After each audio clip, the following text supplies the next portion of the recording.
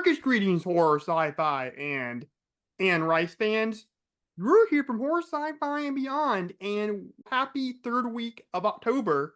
The last couple of weeks we went to Elm Street with Freddy vs. Jason and Nightmare on Elm Street with Emma James, and then the second week we went to Camp Crystal Awake and end up faced off with Jason with Friday the 13th Part 4 with my regular co-host Eric and another guest, Ben Ellis.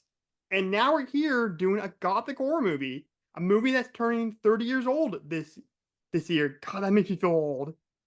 Like, and the movie is you are 30 years old. I know, it makes you feel this old. This movie came out the year you were born. Yeah, I've been around not that for old. 3 decades, actually. But before I address the voice in the room, the movie that we're reviewing is Interview with the Vampire. And here to review that movie with me is I'm not Action Jack. Dang it, I caught myself. The singing wizard himself, Jack and Harbor. And y'all. We got a brand new guest with us.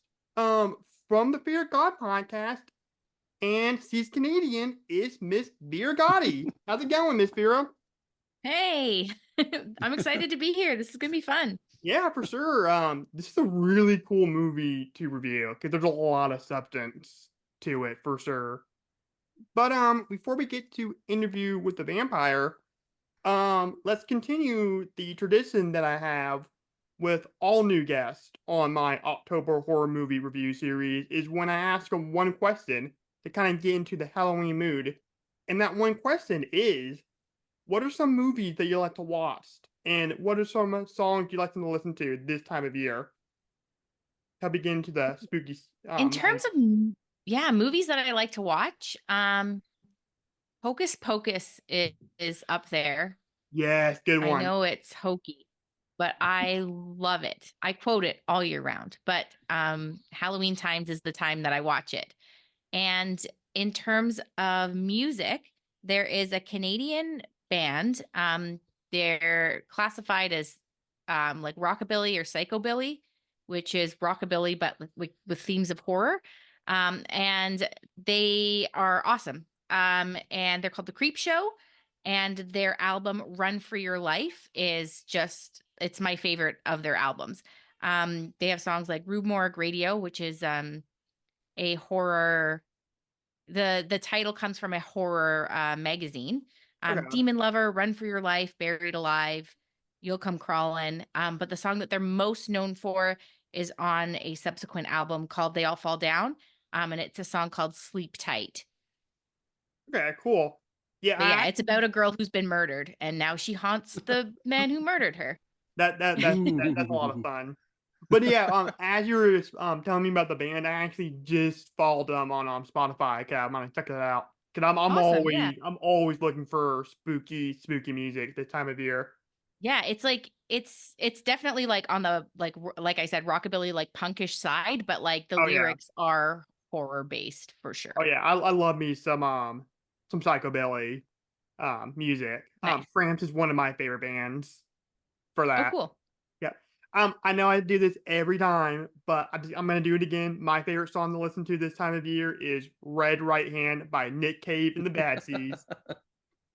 From Scream, or it was featured in Scream, and every time I hear that boom, boom, boom, I always look behind me to see if Ghostface is not behind me about to kill me. He's there right now. Oh crap! But no, thanks for the recommendation. I'm gonna check that out as soon as we get off of here, because like I said, I'm always looking for good music. And I want to ask you, Jackson, because I've already asked you this question when we did Evil Dead. Yeah. But which my answer was like the perfect non-answer. Yeah, it was like August and Everything After by the Counting Crows. I mean, that's a good one. It's not spooky, it's not spooky though. It's just sad. Yeah, just lots of sad songs. Yeah, that's actually like in my top 5 favorite albums of all time. I love it's great. Yeah, for sure. But let's get down to Interview with the Vampire. Or you were gonna go Mulan lyrics, and I'm sad you didn't. What was that? I thought you were gonna go, let's get down to business. And okay. Like defeat the Huns. But Speaking of, I caught you there, Vera. I got you. there's there's actually a metal version of that song. of By course a there guy, is. yeah, by a guy named Dan Vask, and he's like from Sweden or something like that. And it's like one of the most epic things I've ever heard. Like this guy's like hitting like Bruce Dickinson from Iron Maiden levels of like vocals. It's pretty amazing. But Cool. all right. So the plot summary for Interview with a Vampire, according to the Internet Movie Database, a vampire tells its epic story of love, betrayal, loneliness, and hunger. So you want me to tell you the story of my life? I'll tell you my story. I'll tell you all of it. Gee, how? I'm flesh and blood, but not human. I haven't been human for 200 years. From the novel by Anne Rice. From Neil Jordan, the director of The Crying Game. I've come to answer your prayers. Life has no meaning anymore, does it? His name is Lestat. But what if I could give it back to you? Pluck out the pain and give you another life. One you could never imagine. I can see you lying on a bed of satin. He chose one man. He gave him infinite power, eternal life, and a daughter who would be forever young. This is the only real evil left. And then he took the light of day.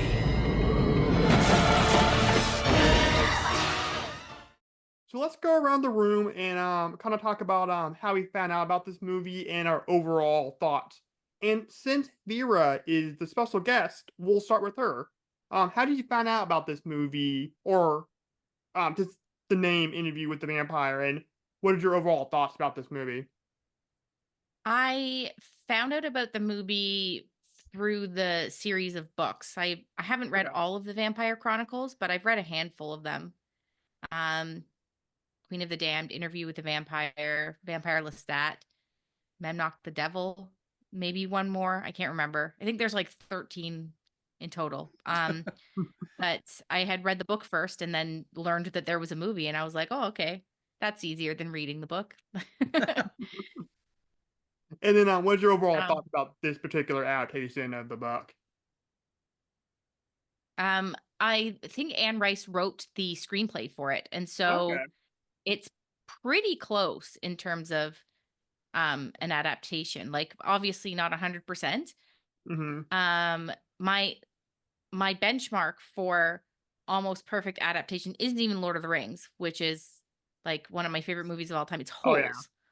The movie Holes is an almost perfect adaptation of the Oh, book. yeah, exactly. Like word for word is Almost, yeah. Yeah, like and like plot beat for plot beat. It's so good. mhm. But Interview with a Vampire it's up there. It's pretty close.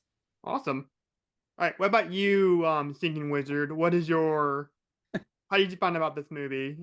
So I would have been 11 when this movie came out. Okay. And I don't know what movie I was seeing that would have shown the trailer for this movie in front of it when I was 11. But we went to see something that played this trailer in front of it, which was a very surreal experience for me as an 11-year-old who was not aware of horror movies. I mean, I knew they existed. My friends had told me about Freddy Krueger and stuff, but I had never seen any like images from a Right. horror movie except for maybe like, I don't know, old Universal Dracula Wolfman, Mm. that sort of thing. But I remember seeing this trailer and I'm pretty sure my mom was absolutely horrified that they were showing this trailer in front of whatever we were seeing. And of course, I was immediately intrigued by it because I've always had a sense of the macabre. And also, I think it was the very first time I ever saw Kirsten Dunst in anything was the trailer for this movie. And she and I are about the same age, so I feel safe saying that's probably when my crush on Kirsten Dunst started when I was 11. And it's just grown up with me through the years. That's funny. Yeah. And I don't know. I saw it years later. I don't remember. I was probably in college, I guess, when I finally saw the movie. And then I remember I started reading the book a couple years after that. And then I had to take it back to the library and I never finished it. So, yeah. But I don't know. As far as overall thoughts go, I'm a big waffler when it comes to this movie. Um, Seems like every time I see it, my opinion goes sort of back and forth. I think I'm pretty positive on it this time through. Okay, But if I were that's to watch good. it again in a few months, it might go back negative. I don't know. Yeah, yeah, that's good for the sake of this episode. Why? It's fun being negative. I'm I not going to know. do it a lot. I might have Yeah. a few things, quibbles and bits, but Trust me, we get in a lot of arguments on this show. We're like Siskel and Ebert in that department.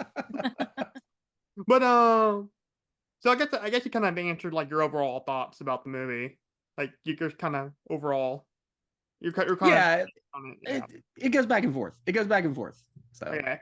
yeah. How I found out about this movie is I'm not quite sure. It was either flipping through like the channel guy on like a cable box, or I had one of Leonard Maltin's books of movies, and I may have like came across this movie on that. So it could have been either one of those. And then of course, my aunt loves this movie. It's like one of the few horror movies that she loves. So I remember one Halloween I went over to her house and I watched a little bit of it, and I'm like, this looks really, really cool. And then Mm. a couple years later, on Halloween I watched it finally for the first time, and I really enjoyed it. It's on to goodness my favorite vampire movie out of all the ones Okay. I've seen. And we'll get to in this in a little, but I just love how this movie kind of makes it realistic. It was one of, like, the first, I guess, like, sort of realistic vampire stories. Whereas, like, it's very I emotional, guess. not realistic, but, like, the whole thing about, like, them living in Transylvania and, Right. This they one definitely does a different thing with the whole vampire mythology, yeah, it's all which we'll nonsense, get. and I love, like, Brad Pitt's, like, responses, to that. Yeah. Like, when, like, Christian Slater's like, "Wait, you don't live in Transylvania?" And he's like, "No, it's just, like, a fiction from a Just demented Irishman." yeah. Which this movie's directed by a demented Irishman. Oh, is So it really? It's funny. yeah, Neil Jordan is Irish. Okay, that's cool. And he's made some pretty twisted movies. But yeah, this is my quick overall thoughts about this movie. I love this movie. It's really cool, and I just love like gothic, like kind of feel that. Right. Oh, that definitely has that. It's Oh yeah, very for gothic. Yeah. sure. Well, I didn't even realize this when I made this slate of movies. Is the first 2 weeks is like the Coke and Pepsi of like 80s slasher villains, which is Freddy and Jason, and then the last 2 weeks are like gothic movies. So Interview with the Vampire, which we're viewing now, and then next week is gonna be The Crow. Like I did Oh, not okay. plan on that at all. It just so happens to be that like two awesome like gothic movies came out 30 years ago. Well, there you go.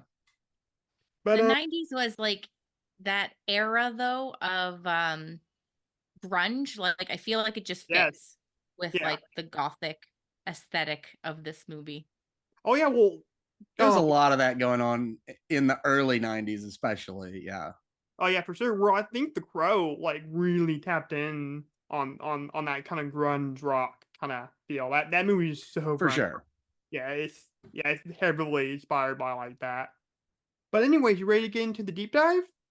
Yeah. Sure. So I love the intro of this movie, where it's basically like San Francisco, like at night in the 90s. And Mhm. I talked about this like last year when me and Jackson talked about Ginger Snaps. There's something about like thriller horror movies in the 90s and early 2000s that there's just a warmness to it, I Mhm. guess.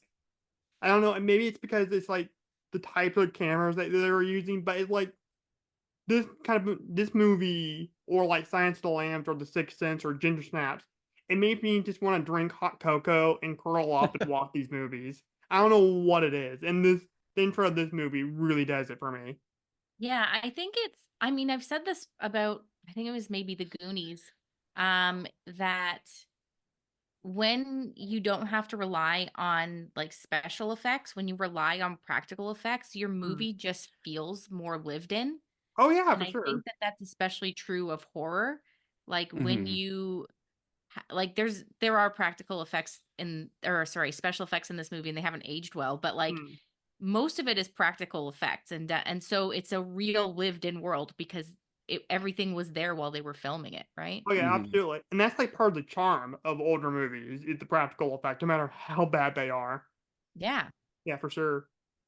But then we get introduced to Christian Slater's character, who's like this interviewer kind of guy. And I just gotta say, even though he's not really in the movie a whole lot, perfect casting right there. Perfect casting. Yeah. He's He was so actually it was supposed to be River Phoenix. really Yeah, but he Oh, died okay. like 4 weeks prior to filming and okay. they Oh, obviously wow. had to Okay. recast. Oh wow. But yeah, but Christian Slater is just perfect as like this kind of like this sleazeball reporter.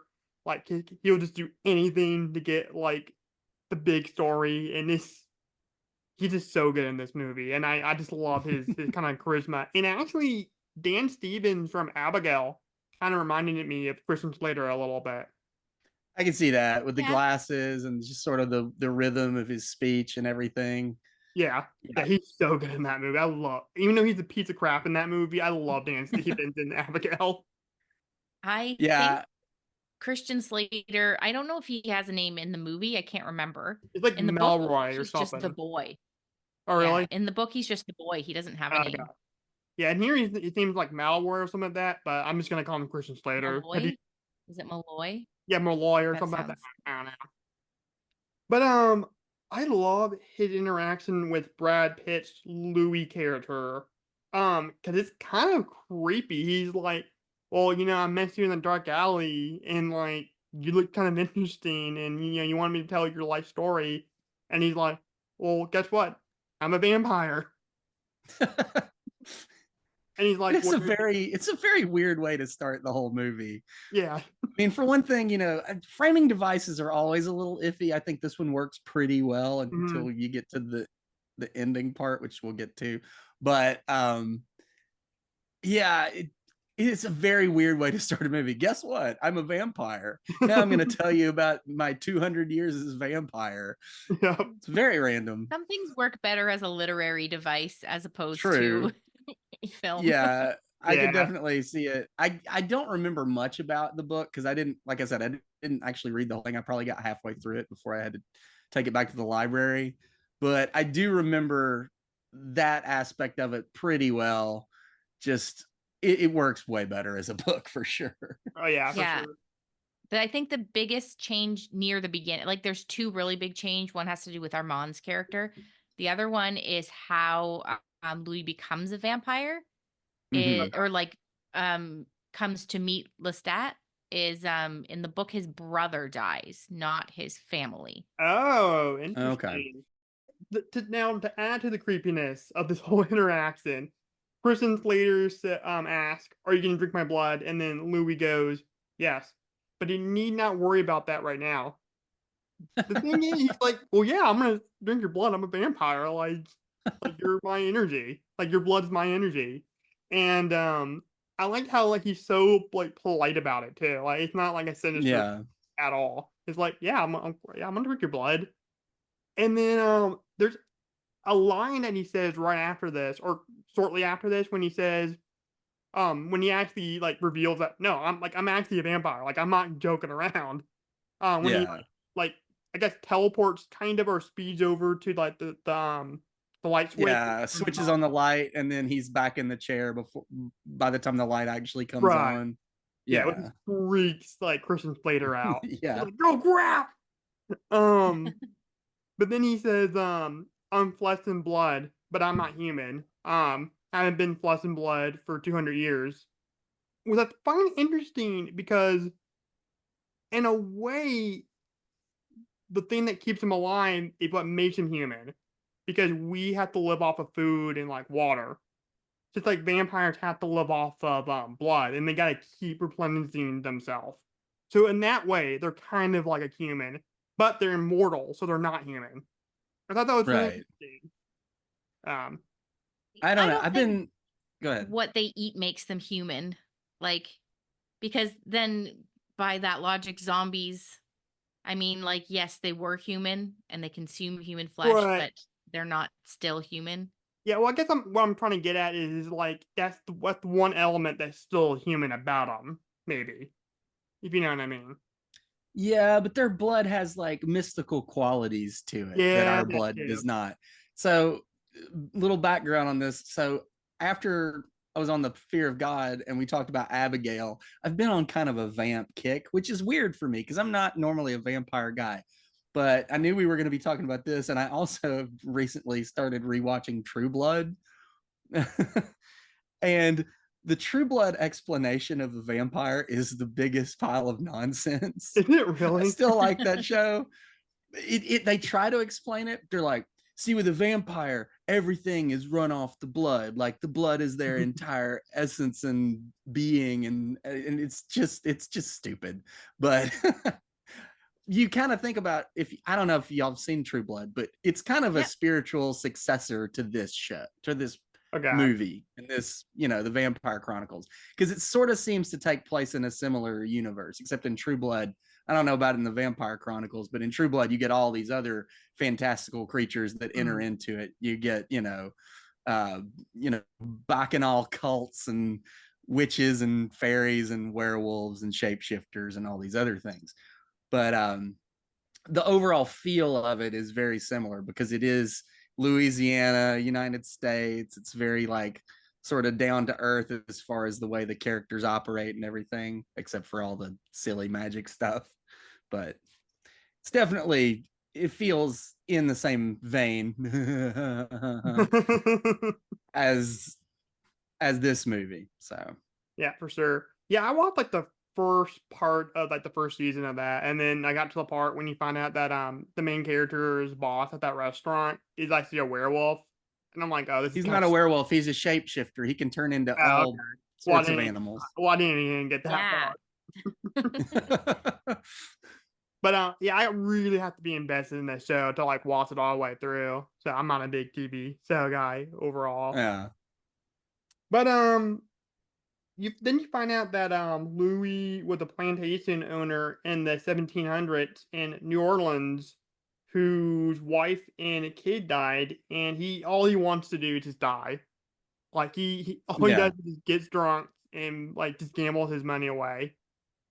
And it's really sad actually to see that. Yeah. Okay. Let's go around and talk about this real quick. What do y'all think of Brad Pitt's performance in this movie? He is my least favorite part of this movie. Well, I mean, I think everybody else does a much better job. Well, if you've got Tom Cruise as a vampire, then yeah, you're gonna pay on comparison. Well, it's not even like, I think that Kirsten Dunst is amazing, and she's only 10 years old, but she's so good as Claudia. And I think Antonio Banderas as Armand is like perfect casting. He's just got the right energy to play a European vampire. Right. It's so perfect. I think the other vampire is his name Santiago. Yes. Yeah, he's briefly in it, but he's got a pretty important part. Yeah. Right. But like even his like quirky nature is like really well done. Mentioned Drew Christian Slater is really great casting as the reporter. I don't think that Brad Pitt is bad. I just think he is the weakest one. Yeah. Yeah, I would agree there, but I think he's still good, nevertheless. I think he's much better in this movie when he's not talking. Something about Brad Pitt, he's always been one of those actors that I always have trouble buying him in period pieces because I don't know, something about the rhythm of the way he talks sounds so modern. And in this movie, he's attempting not really an accent, but just kind of a little bit of one. And I don't know, it makes some of his line deliveries really stilted. The reason I'm asking this is because he's really similar, and this is a period piece as well, but one that he's way better in, is his character in this kind of reminds me of his character in The Assassination of Jesse James by the coward Robert Ford. Okay. Because in that movie, he's also a guy who is just praying for death the whole movie. and he's got this haunted quality. Of course, that movie comes out, more than a decade later. Mhm. And so I think he's more comfortable in his skin as an actor, sort of inhabiting this type of haunted, quiet character who can sometimes seem very gentlemanly and very sympathetic, even though he does horrible things and is kind of Right. monstrous. And you're just waiting for that, coil to come undone and for him to Mhm. strike. Yeah, we Um, also got to remember too that he was still kind of in his pretty boy phase when he's doing those kind of roles. And oh, so, this like, is such a pretty boy oh yeah, character. well, this in the other movie that he came out with, this year too, which was Legends of the Fall, which we Legends talked of the about. Fall, yeah. Yeah, we talked about that in my movies of '94 episode for my birthday. So Right. yeah, it all comes back around. Yeah. And then the next year he's in 12 Monkeys, which is Yep, and Seven. Don't he forget just about goes Seven. and Seven, yeah. So he just goes so far the opposite direction from these two movies. Yep. I feel like we gotta do a 1995 Brad Pitt double feature next year with 12 Monkeys and Seven. That'd be a good double feature, yeah. That'd be awesome. Now speaking of Tom Cruise as Lestat, this is when he meets the vampire Lestat, and I gotta say, Lestat is one of the coolest character names of all time. Pretty cool. Lestat the Lionheart, I think, is his full name. Oh, really? Oh wow, really? It's even cooler, the Lionheart. That is amazing. But It's wild. well, that caused a little bit of controversy because when they made that casting announcement, like Anne Rice did not like it at all. Like he thought it was a terrible casting choice. And then she actually saw the movie and she's like, okay, he's actually really good. I Yeah. think that he was like everybody was used to him playing like a charming, like good guy, right? Like I mean, I wouldn't say a good guy because he's just stuff like Rain Man and Risky Business where he's doing lots of sleazy things. but he's he's always very charming, right? charming. He's yes, not exactly. a villain, right? And Right. he always learns his lessons, but he's always Right. like charming and likable, right? Mhm. And so this is like a big pivot for him, but he does really, really well. Yeah. For sure. Yeah, he's great in this movie. He is him and Kirsten Dunst are like the highlight of the movie, in my opinion. Right. Mid-90s Tom Cruise still's the best Tom Cruise Oh for yeah. me. Oh, for Mid to sure. late 90s. Because that's the point where he's really seeking out interesting work. Like Mhm. he's, before he decides just to double down on being an action star in the 2000s, he's like, yeah, I'm going to go work with Neil Jordan and I'm going to work with Kubrick and I'm going to work with Paul Thomas Anderson and Yeah. Cameron Crowe and churning out Yeah, my all these husband great, watches Jerry very Maguire like I don't know 3 times a year. Oh, it's a geez. great movie. Loves that movie. From what I heard that like when this movie started getting cast, like Brad Pitt like looked at the book and basically threw it aside, and Neil Jordan read like a couple chapters and then threw it aside. But I heard that Tom Cruise like went and read this book and then read all the other books with Oh, the character wow. Lestat and like really did his research because he really wanted to lose himself in this character, and it works. I mean, you're still never at the point where you're like, is that Tom Cruise? No, obviously it's Yeah. Tom Cruise, but he is really doing something different than we've ever seen him do before or since. Oh yeah. This movie is definitely up there, like in my top 5 for sure. Like I would Mhm. say for Tom Cruise performance, I would say Rain Man is my number 1 because somebody under the spectrum like I am, I just connected to that movie so much. Hmm. And then you're gonna hate me for this, Jackson. Top Gun Maverick. Of course. Yep. And then I would say this movie. Like that's my top 3 Tom Cruise for sure. Yeah. Like he's just so because he's normally he has that kind of rock star persona anyways, whether he's playing the character in the movie or he's on a red carpet or whatever, he just has that and it just works for He's got charisma. Yeah, for sure. He does. Minority Report, I think, is my favorite Tom Cruise movie. I still need to watch That's a good one. Yeah, I still need to watch that. But, I'm an Eyes Wide Shut guy. I love that movie. Of course you are, Jackson, for obvious reasons. But anyways, Louis meets the vampire Lestat, and he basically offers him eternal life as a vampire or just death. And then Louis takes the former.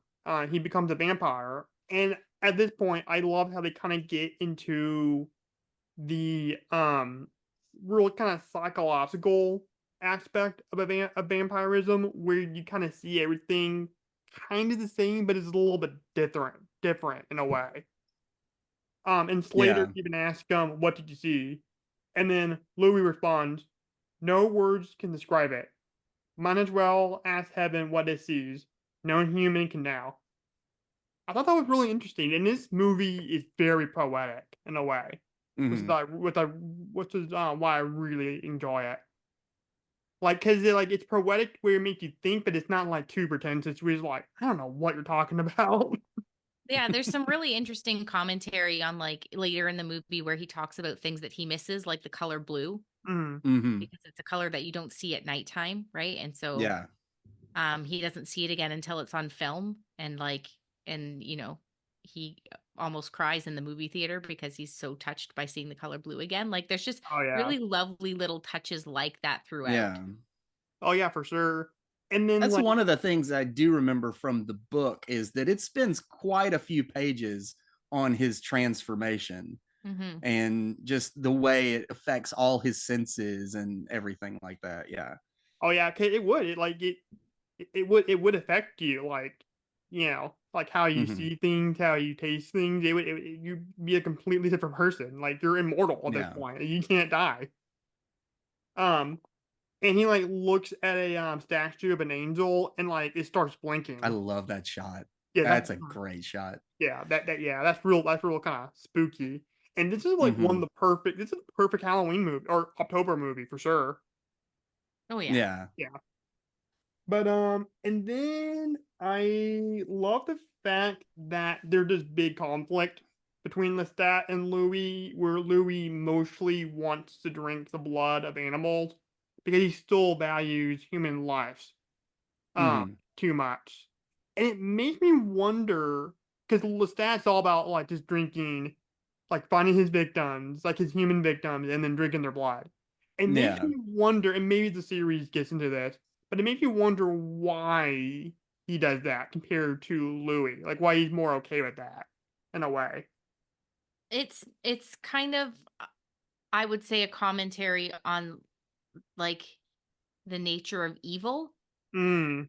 right? Like one has fully given in to their vampiric self and one is still holding on to their humanity.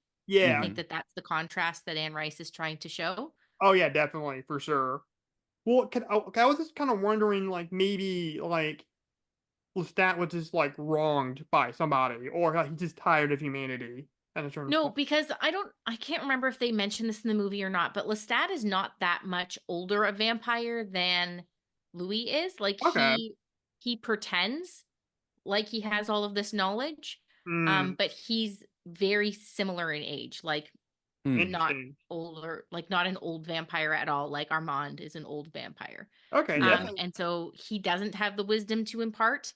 He just fully gives into that sort of like animalistic sense of the hunt.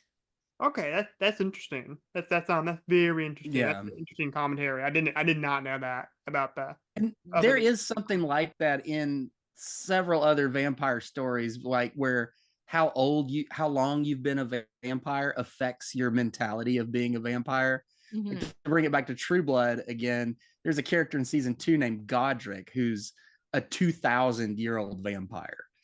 And at this point, he is totally over like drinking blood straight from humans. He's just like, he's become this very zen, enlightened vampire that's like, I don't want to prey on humans anymore. I want to accept humans as our equals. I don't want there to be this conflict between our two, species or whatever. Yeah, So, I like, and I like Buffy and Angel are some of my favorite TV shows, and like the yeah, me character too. Angelus, right, is a character that's been cursed, quote unquote, with a soul, Mhm. and so he doesn't drink human blood. Mm, And then Right. you have later in the series Spike, who um is awarded his soul because he does a good deed in Mhm. dying. right? Or Interesting. sacrificing himself. So in one instance, not wanting to feed on humans is a curse, and in the other instance, it's something given as a reward. So like that contrast is really interesting. Yeah, it is. What's interesting, another thing that's interesting about it is like just because you're a vampire doesn't mean you always want to drink the blood of humans. Like you can have Mhm. there can be different spectrums of it. And that's what Yeah. Yeah. Louis and Lestat is. Like And even Lestat is in Renfield, like there was it's not a super they don't really go into it as much, but Dracula mentions that blood of the innocent tastes much sweeter than the blood of criminals, right? He doesn't Hmm. want to drink the blood of people who have done wrong because it's not as sweet and it's not as satiating to him as the blood of an innocent is. right. Yeah, I totally forgot about that part. I actually watched that movie yesterday Nice. Yeah. for the second time. That movie's so good. Nicolas Cage as Dracula. Brilliant. He's having so much fun. Yeah. He has so much It's fun in great. every movie he's in. Like he never That's true, but like he's really being very silly in that movie. Oh yeah, for sure. But to go back to that whole like idea that Lestat is fully embracing the animalistic side of vampirism, he has a really interesting line where he tells Louis, "Evil is a point of view. God kills indiscriminately, and so we. For no creatures under God are as we are, none so like him as ourselves." And it's like, yeah, like he thinks of himself as like almost godlike, and he's Well, immortal. because he's immortal, yeah. Yeah. Like, Mhm. so yeah, so he's like, well, yeah, I can do whatever I want. Like I'm a vampire. I can sleep all day, and during the nighttime, like I'll drink some blood of some humans. Well, yeah, and it talks It's about awesome. how he kills 2 or 3 people every night. Yes. And he has his preferences. Like his first course is always like a young, beautiful woman, and then he likes a young, beautiful man next. And then at the end of the night for dessert, he likes to get more of a like an aristocratic older person. Oh yeah, for sure. Yeah, I totally forgot about that part. That's interesting. I totally Yeah, forgot about that part. Yeah, like he's so methodical about like what right. kind of blood he wants at different parts of the day. Like it's pretty interesting. And I mean, of course, this movie's not like a comedy, but like there's some funny parts in this movie for sure. Oh Like yeah. It's definitely got a campy nature to it yeah, that I think is very befitting. yeah. Well, another part that I really like is when Christian Slater's kind of going through all the stuff, like like the classic vampire stuff with Yeah. Louis. Like, well, do you like crucifixes? And then like Louis like, oh, I'm quite fond of looking at crucifixes. I love that line. That's Yeah, been the line Yeah. that's stuck Garlic? in my No. head for Steaks? No. years. Yeah. yeah. Yeah, well, I'm with you, Louis. Like, I love looking at Yeah, like religious art from like Europe. I mean, I'm not right. I'm not religious myself. Like, I don't identify as Christian, but there's just something so beautiful about like the Renaissance period. And you want to see like some of the most Sure. beautiful like church art ever, go to Europe for sure. Like, Right. it's absolutely amazing. Like what these people came up with back in the Yeah. day. Um, Now, there's a part where Louis comes across a little girl named Claudia, played by Kirsten Dunst, whose mother just died, and then she gets turned into a vampire, and Louis and Lestat adopts her, and this kind of goes into like, I guess, sort of like the gay aspect of the story. Oh, it's definitely there. Yeah, because it's two men adopting this little girl. Yeah. And I feel like this was a movie, though it's not as explicit as I understand how the book gets and then how the miniseries got. But I feel like this was a movie that was kind of perfect to come out during this time. Yeah. Because we're coming off the AIDS scare. We had like the whole ask, don't tell kind of thing. So I feel like that kind of part, that kind of conversation was kind of more talked about a lot more. Hmm. Like the gay community and stuff like that. So I thought that was kind of interesting how like it was just like the perfect time for that. Does this come Yeah, out? it's right on the cusp of those themes being sort of more normalized in media, because the year before that you'd had like Philadelphia, where Right. Tom Hanks had won an Oscar, and of course that movie's very much about the whole AIDS crisis. Oh yeah. But it's a movie where the gay character isn't some stereotype, he's just a guy who's going through this horrible ordeal. You have a lot more of that coming up in the 90s, because before that, like, gay characters in movies are always just these very like fey, foppish, flamboyant, other Right. F words. Very stereotypical. And it's really until the 90s that you start having that sort of being deconstructed by popular culture. All right, for sure. And I know you're tired of hearing me talk about this band, Jackson, Oh gosh. but the lead singer of Here we Judas go. Priest, like literally, I think 4 or 5 years after this movie came out, like he came out as a gay man, Right. like on MTV, like he Mhm. was doing side projects, and on one of those side projects had a lot of homoerotic like images in like one of the music videos, and then like this MTV interviewer is like, "Hey, what's up with that?" I'm like, "Yeah, I'm gay," and just go back to your Yeah. old Judas Priest songs, and like there's messages all over that. Yeah, so I just feel like around this time, like there was just more, more of that conversation was happening. Mhm. You had that Wachowski's movie Bound It with Jennifer Tilly Yeah. out, this decade. So Mhm. what are your thoughts about this, Vera? Yeah.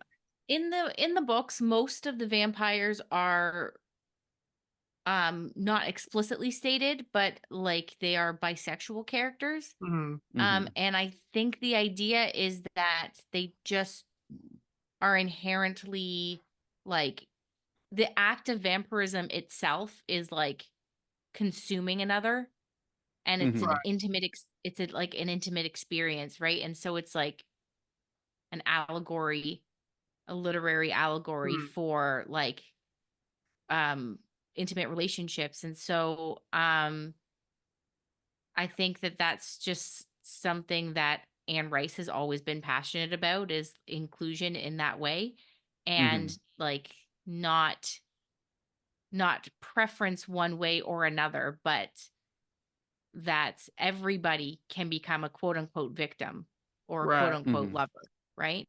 Right. Right. Yeah, for sure. And themes of like homosexuality was in vampires has been going back like ever since like Dracula, or like even Well, before that. before that, Carmela Oh is yeah, lesbian vampire. yeah, for sure. I don't know too Okay. much about Carmela, but I've heard of Dracula. that, but I'm not familiar with Yeah. it. Well, you think about It's a like novella. It's a really short read. It's good. okay, I think Dracula is a long read. It's hard to get through, but Carmela is short and sweet and really well done. okay, I'm gonna Okay. check that out. I'll put that on my reading Yeah. list for sure. But yeah, but going back to the original Bela Lugosi Dracula, the part when like he had Renfield in his clutches, and then like the bride's like in closer and closer to him, and then Dracula comes in and like sues him away. Like that's Yeah. definitely implying something right there, that like you kind of had the hot for Renfield a little bit. And then like a couple years later, like Dracula's daughter came out, and that had a very explicit for the time, like lesbian scene. Hmm. And like I'm watching this scene on like one of the special features about like the history of the Universal Monster movies. I'm like, wait, you can have that kind of stuff in like the 30s? That's crazy that they were able to get away with that kind of stuff. Well, yeah, because the Hays Code that explicitly forbid that sort of thing didn't really kick in until 1934. Right. So I didn't know anything about before that. 1934 is going to have a lot more nuanced content when it comes to sex and violence and all that. Still very tame for today's Mhm. standards, but definitely less tame than what would dominate Hollywood filmmaking for the next 30 years or so. Right.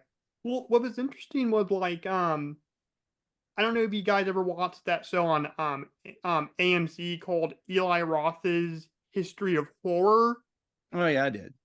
Nope. Yeah, so basically each episode's a different subgenre of horror, and one of them was vampires. And Quentin Tarantino talked about that scene, and he's like, "It's not even subtext; like it's right there in front of you."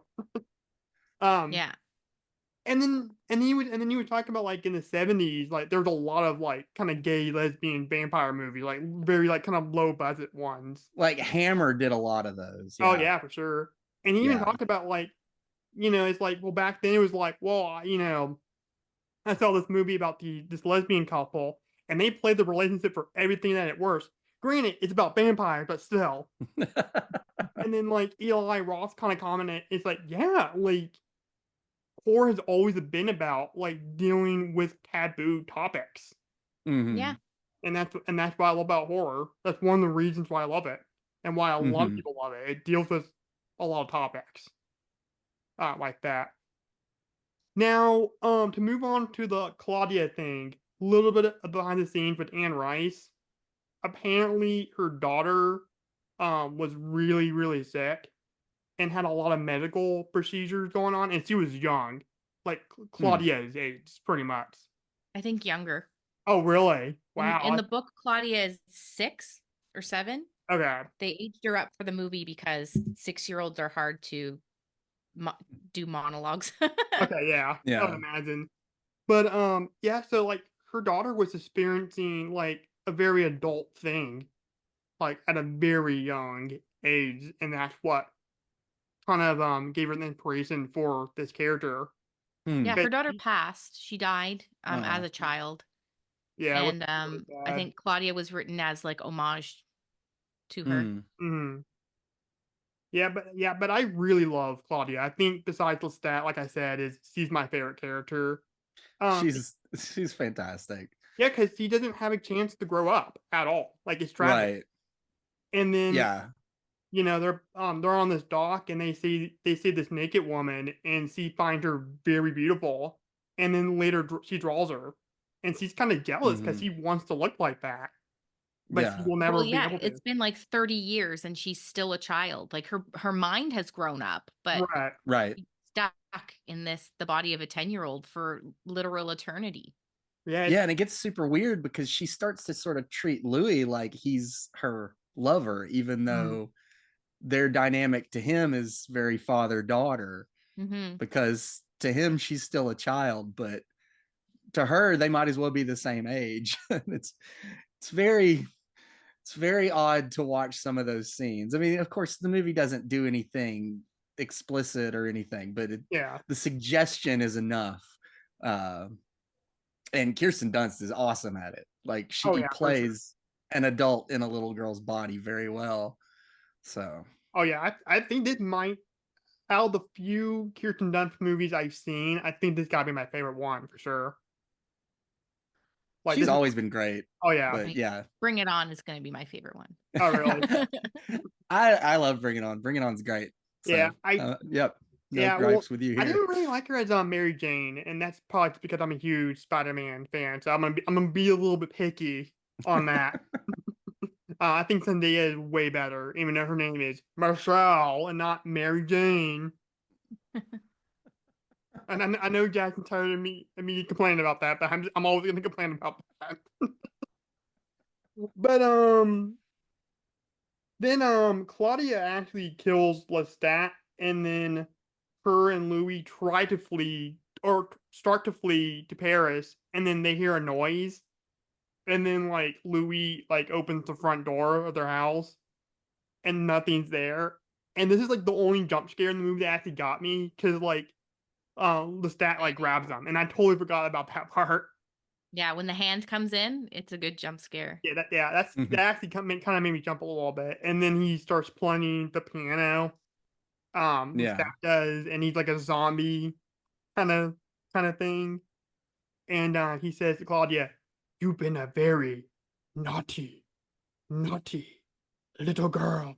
And then he like chased after Louis and Claudia, and then they exit the house and they go to Paris and they meet Antonio They light Banderas. it on fire in him. Don't Oh forget yeah, that. they burst We on fire. skipped over a really creepy scene where Claudia tricks Lestat into drinking blood from a dead kid. Ooh, The dead twins.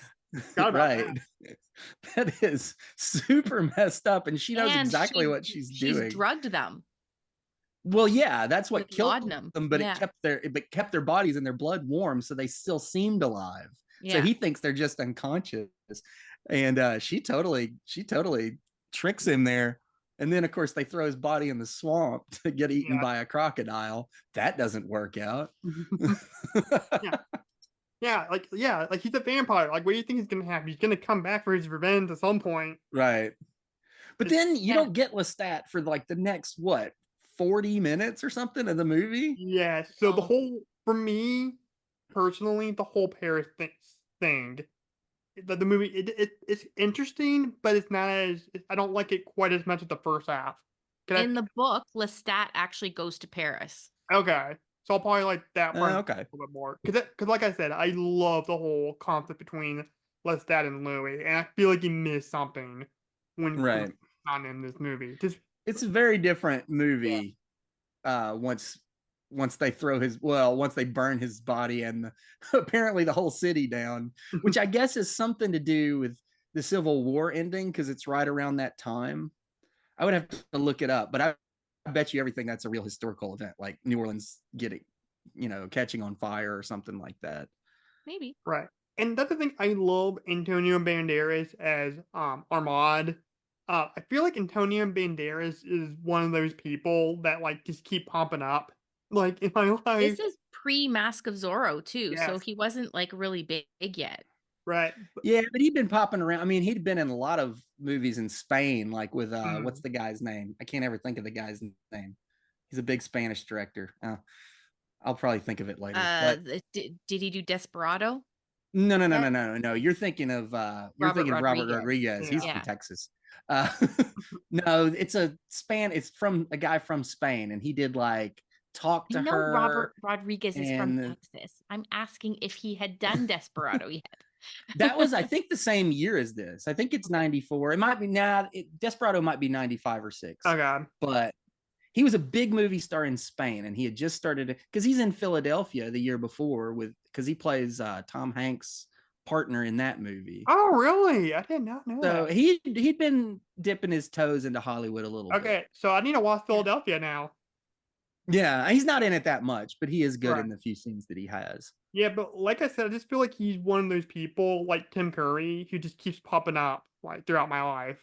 Right. I remember when Shrek 2 was coming out, I remember my best friend at the time told me that the voice of Puss in Boots was the dad in Spy Kids.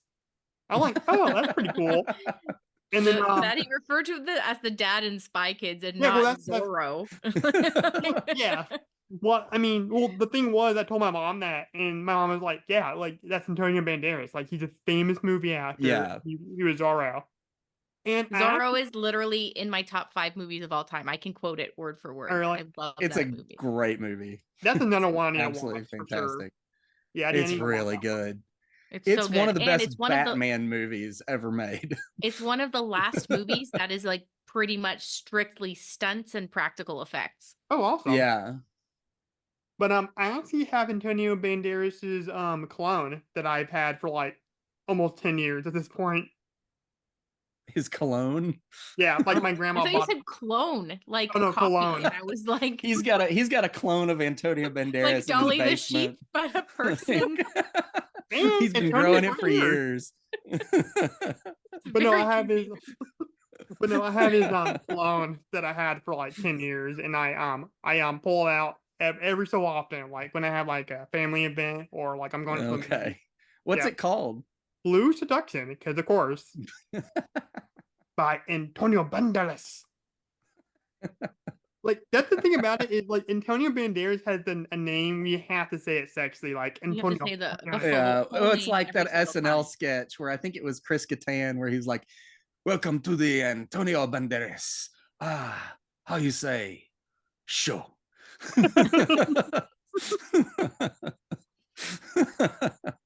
All right, so I guess I'll let you take over right now, Vera, because I don't like this part. What do you think about Antonio Banderas and the whole thing with Armand?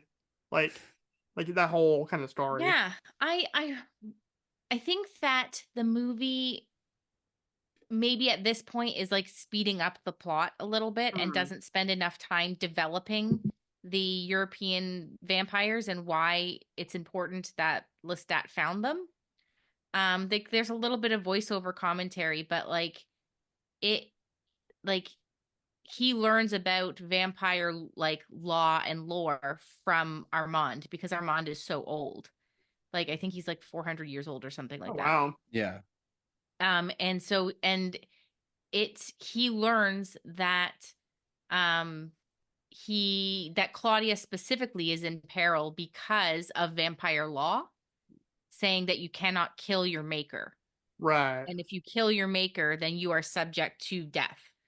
And I don't know how like I feel like they make it known that she's in danger, but to me it was unclear in the movie. Like I know because I Yeah. have the background Mm. information, but I don't know if without that it is as clear as it could be. Yeah, and I remember thinking about that when I first watched this movie for the first time, outside of this review. Cause I'm like, he got to Paris, and I'm like, I feel like there's some parts of this missing, like somewhere that probably the book filled in. I would Yeah. imagine, and that's always hard when adapting a book. Is like exposition, like giving information out. And they like I wonder if maybe they spent just a little bit too much time in like the teatro the no that's Italian. Mhm. The theater of the vampires. I can't remember how to say theater in French. And like the woman that is a victim in that scene, like that is a long scene. I feel like it could have been trimmed down in order to explain the plot a little bit better. Yeah, that was a scene where I quickly have to grab the TV remote because I do live with my mom. So like scenes like that, she's at the house, I gotta like skip over so she didn't walk in. Me, Yeah. yeah. Monday and Tuesday are like I recently went back to work from maternity leave. And Monday and Tuesday are my work from home days. And so on my lunch break, I was like, 1 hour here, 1 hour here. Perfect. Nobody's home. Yeah. Nobody's going to walk in on anything weird. It's this is the ideal time to watch. Yep. So what's your thoughts about the Paris stuff, Jackson? I agree that it's not nearly as interesting, either thematically or dramatically, as the stuff with Lestat that's actually in it.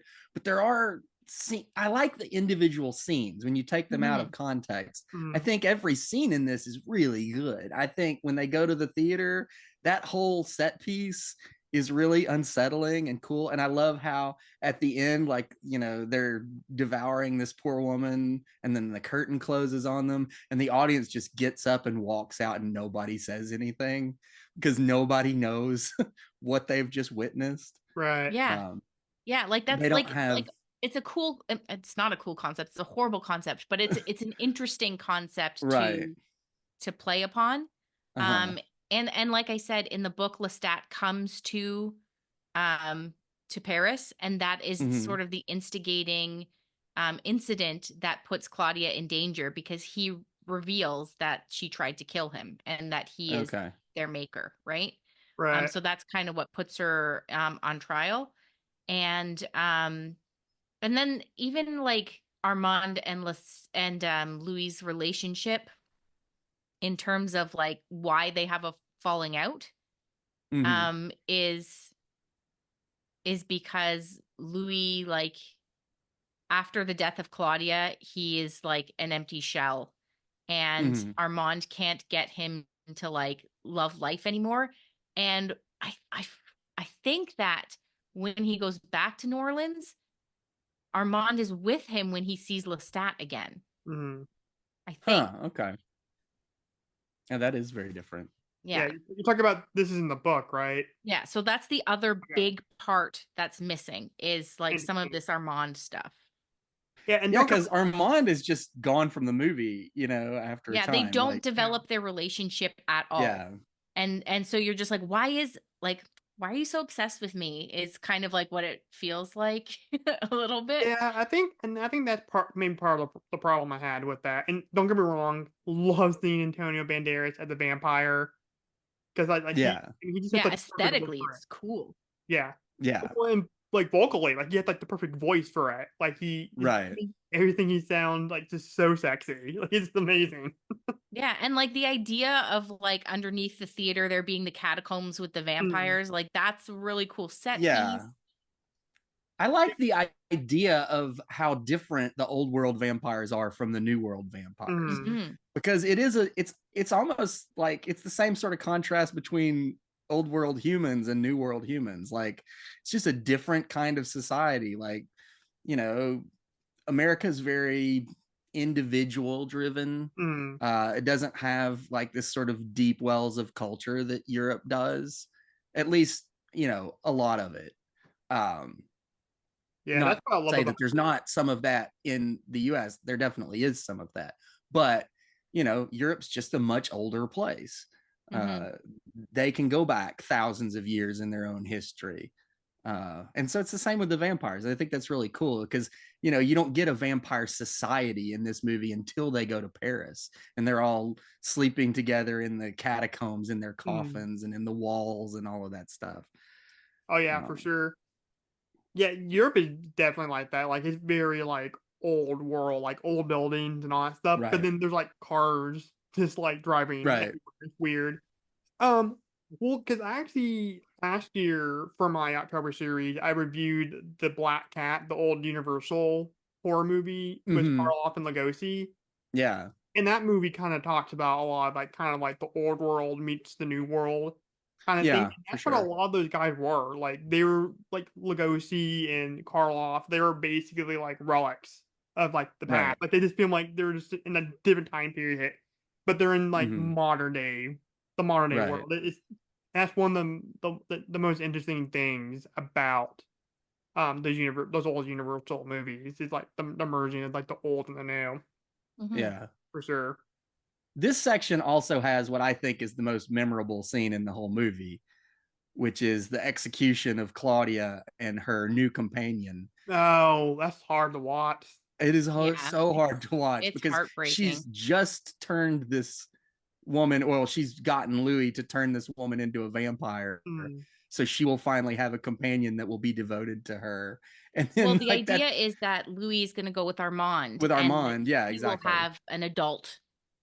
Yeah, Right. because she's a child. And she has a replacement for her mother that died. Yeah.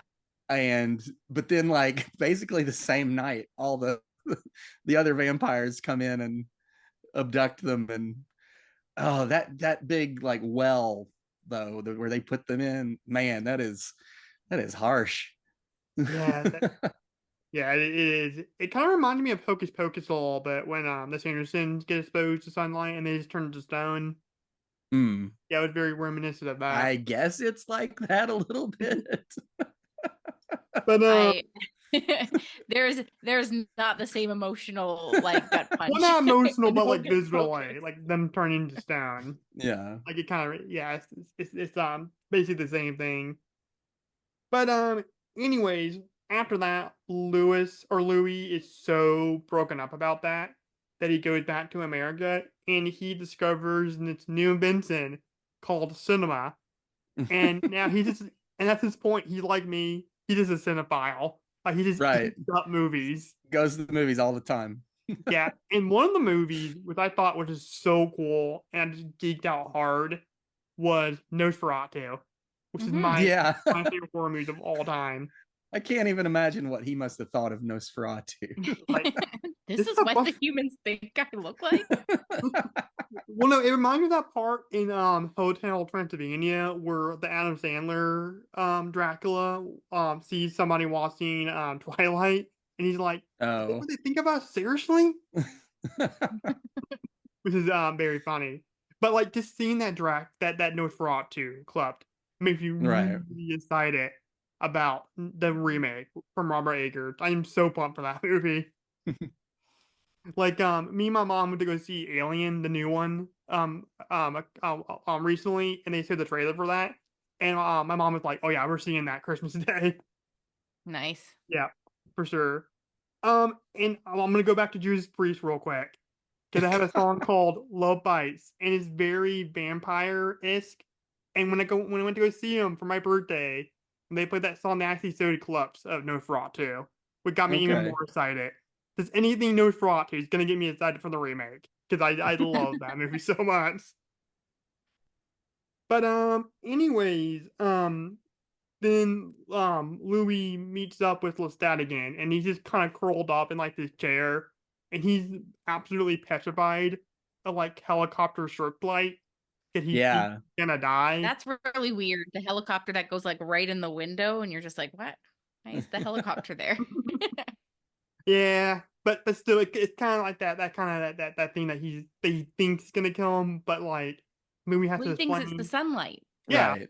yeah. Well, then Louis has to explain like no, like it's not the sunlight. Like there's this new invention called a light bulb. And Which this is makes how you he wonder, It's did has it. artificial. has Lestat just been like, where's he been this whole time? Is he I don't just know. has he been He's in the literally ground? in the plantation, in the house. Okay. He has Just sitting not in that left since chair he's for been 100 burned. years? Yeah, eating rats. Yeah. Okay. Well, and that whole moment, it kind of it made me think of this podcast I used to listen to called the Villains Podcast. And there's like Mhm. and he today did it as like different series, and so he did like 90s horror, and he did those stats, and he kind of made it about a metaphor about like celebrity and immortality, but like there's always like a price you gotta pay. Like, Hmm. people Mhm. always want, to take a picture with you and get your autograph, and then people just won't leave you alone. And then a lot of celebrities get into like drugs and alcohol, and it's not all what it cracked up to be. And I think that what Lestat kind of like discovers is like now that he discovered like there's this constant fear of sunlight. And that's Mhm. Yeah, one of the things that he had to it contrasts to the Lestat earlier in the film slash book, in where he is like ravenous for human blood, Mhm. and relishes in being a vampire, mm, um, and is, because of the way, like, for example, how he likes his meals, like he's very particular about that. He's mm, kind of set in his ways. And when he is attacked by Claudia, and so his strength is diminished there, and then he is burned and his strength is diminished there, and he's unable to feed on people, and he's kind of stuck in that plantation just feeding on animals in order to try and build up his strength. The world around him changes, but he's not adaptable to it, right? Mhm. Like, he relishes in immortality, and it becomes a curse for him in that Mm. he's not able to change with the times.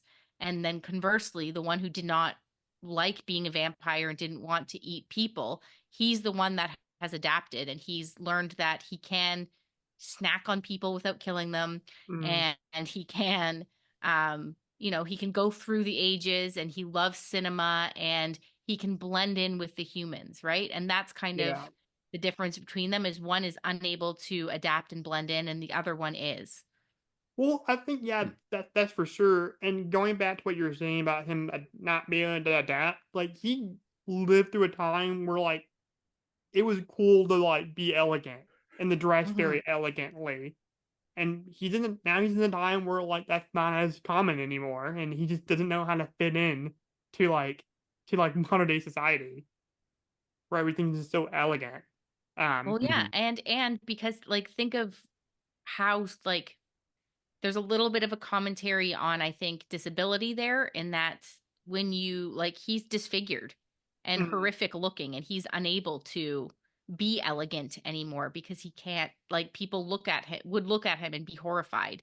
So he can't select his victims in the same way because he's been disfigured, right? Mhm. yeah, we can't seduce them because of that, because of the facial um deformity, which is really sad. So yeah, it kind of go back to I mean, that. he's evil. It's not sad, but But I mean, Boo well, I mean, hoo, the vampire can't eat people anymore.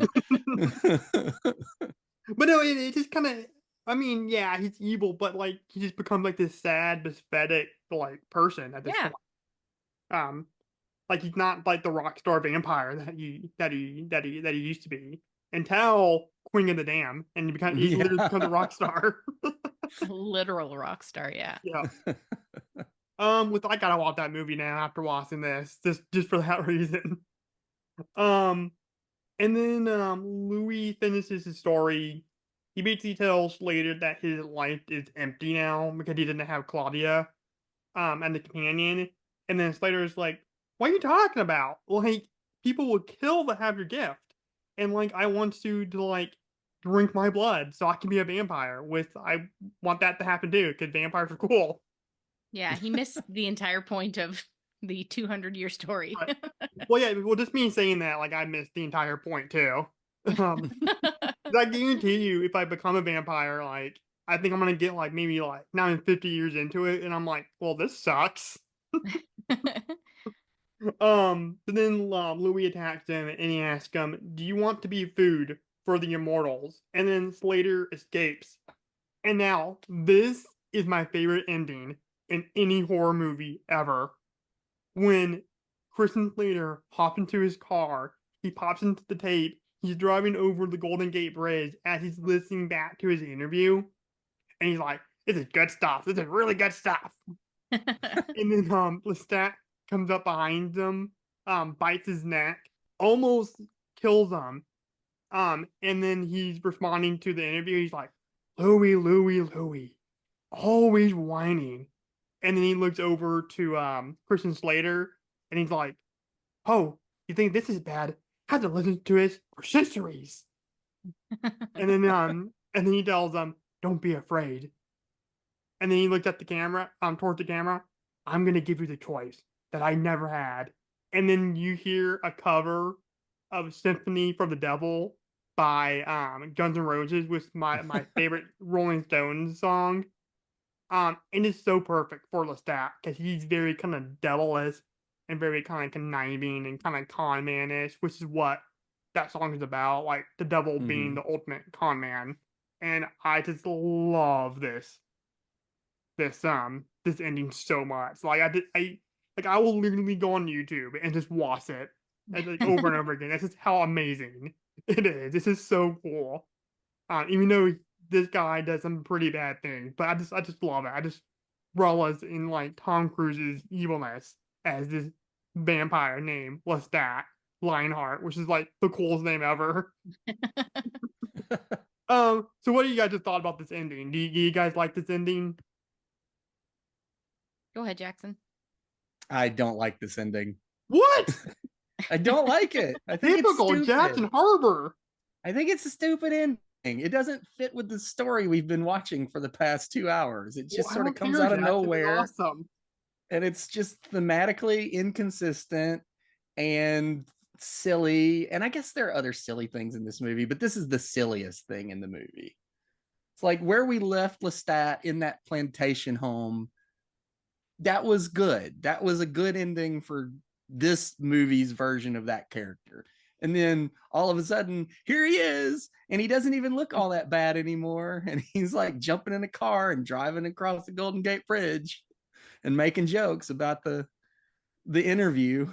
So I don't know. I think it's stupid. Interview with the Vampire. This is the title of the movie, which is why this movie is called that. Right. Yeah. In the book, Lestat doesn't come back at the end, but the reporter goes off to try and find Lestat because he wants immortality. Interesting. So what are your thoughts about this ending, Vera? I think it's campy, but I'm okay with it.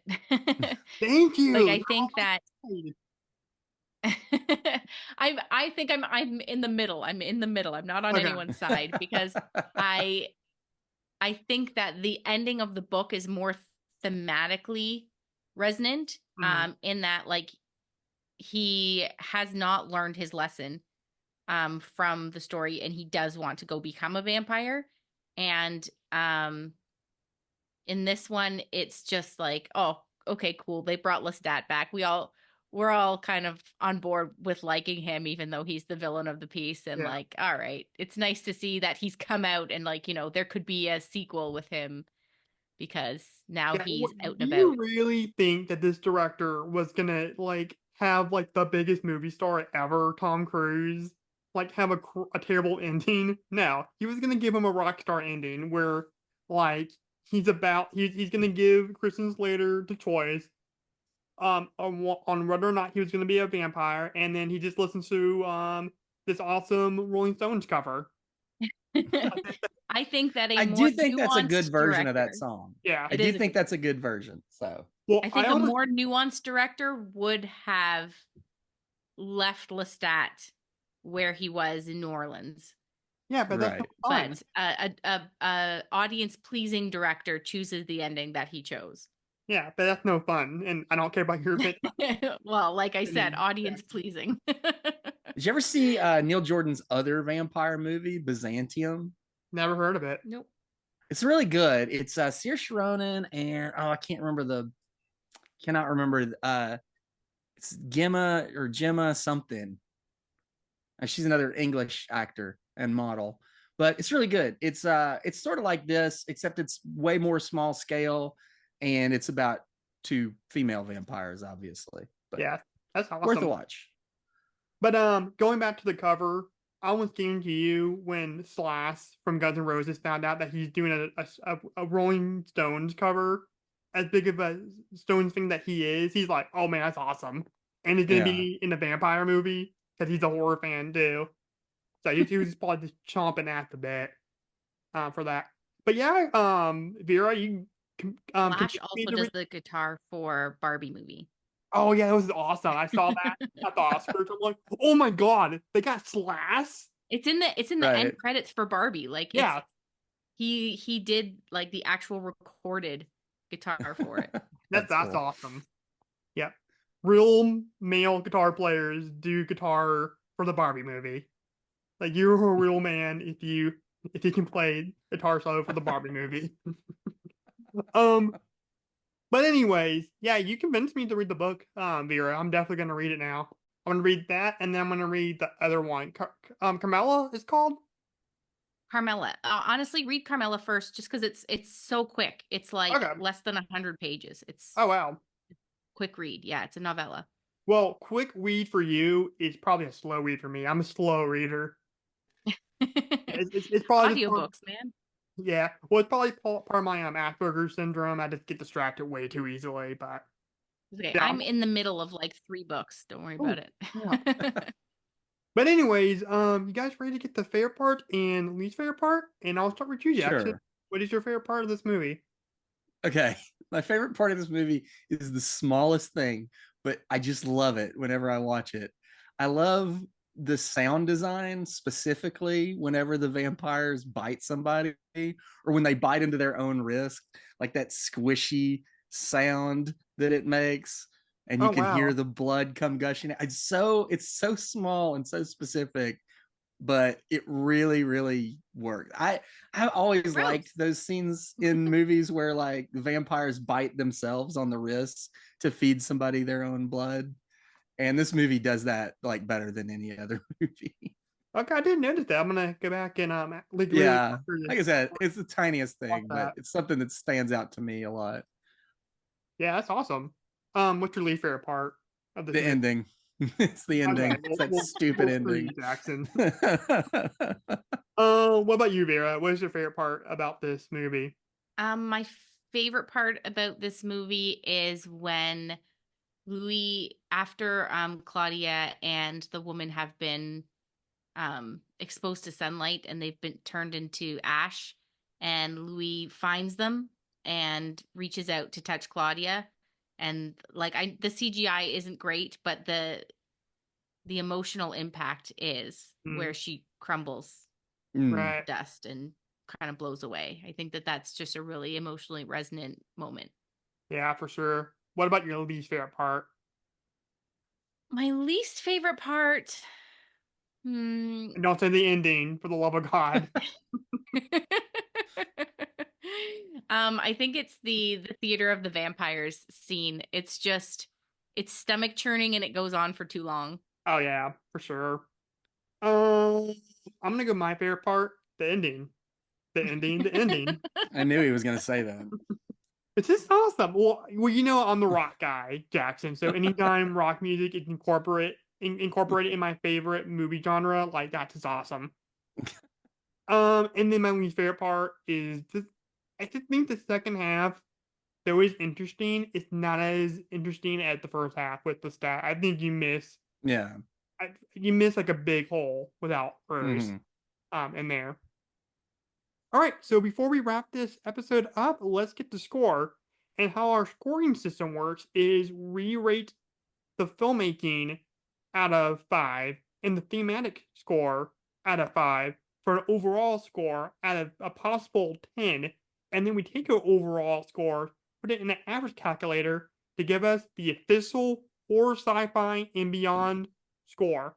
And I'll start with you, Vera. What is your filmmaking score out of 5? I think that it's a very aptly made movie. I could say 4. Okay. And then thematically, what is your score? Um, thematically, I think I'm gonna ding it down. I'm gonna say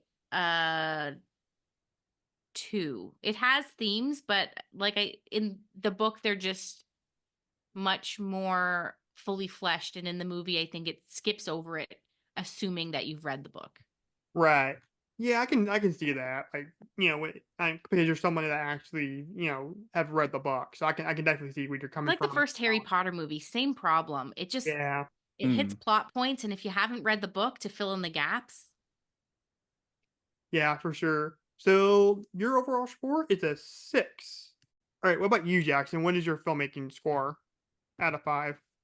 I'm also gonna say a 4. I think all of the technical elements of this movie are on point. Like all the costumes are great. It's shot really beautifully. The music's really good. Um, it just it's got a great atmosphere and tone most of the way through the movie, except for that ending where the tone they throw it out the window. Uh, I feel like that's gonna be a constant like thing you're gonna ding me for, Jackson, is that ending. I might. Well, that's the thing. Like, you know what, man? Like, we're good friends, and that's what good friends do to each other. Like, they just like give each other hard times about Right. stuff like that. So it's all good, man. Like, friendly ribbing. here's the thing, Jackson. I'm giving you a hard time. I totally respect your opinion about that ending. I do I get it. respect your opinion too, most of the time, not necessarily on this. Well, man, no, I do agree that it is a bit, off a tone, but I don't care. It's awesome. I know. It's fine. It doesn't bother me that much. I just don't like it. Yeah. Anyway. But anyways, Uh thematic score. I'll go a little higher than Vera. I'll give it a 3 because I do think that stuff is there. But I do agree that it does seem like in parts they skip over it. They definitely do it better in the first half of the movie. Once they go to Europe, it feels like they probably shot a whole lot more and then cut it out for pacing reasons where they probably did explore it more. It's just not in the finished product. Yeah. So All right, so I'm gonna go my filmmaking score a 4.5. Cause I think they do a pretty good job kind of portraying like vampirism and kind of doing something different with it. Um, and the production design is amazing as well. mhm. Thematically, I'm gonna go 5.